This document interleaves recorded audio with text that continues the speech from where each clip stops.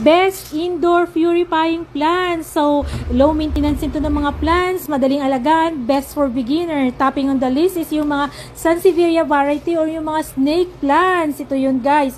So, dati may stripe yan na yellow. So, yan ay mga moonshine Sansevieria. Thank you sa mga office mate ko sa pagpapahiram ng kanilang ibang plants. So, yan ay moonshine Sansevieria na plants. Tapos madaling alagaan, mabilis dumami, once a week or every other week lang yung pagdilig. Kahit magbakasyon ka, pagbalik mo, buhay na buhay pa rin ito. Hindi kailangan na alagaan, hindi maselan, bright light, or direct sunlight.